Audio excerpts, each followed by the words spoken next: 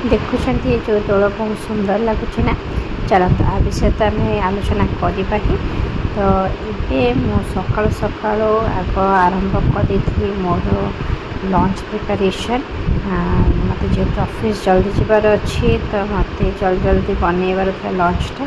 तो लंच रे आज मुझे बनई भात ता सहित आलू बड़ी बेसर छुई तरकारी तापर आमर छचिंद्रा भजा आ सहित करी मु भिंडी भजा।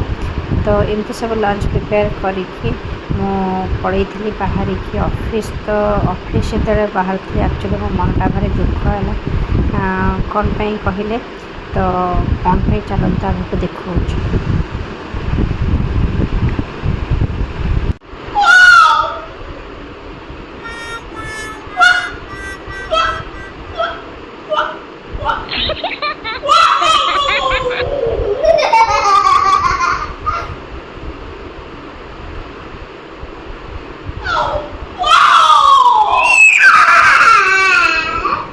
तो आपण ठीक ही गेस करें।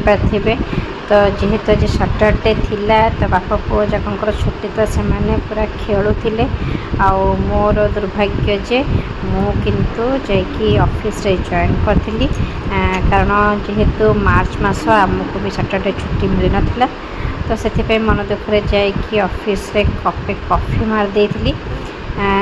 तापर इवनिंग रे जिते मो घर को आसली तो आमर सब ठाकुर भोग खाइबार थे। आम ओडिया मानकर परंपरा बहुत ही बढ़िया लगे ना।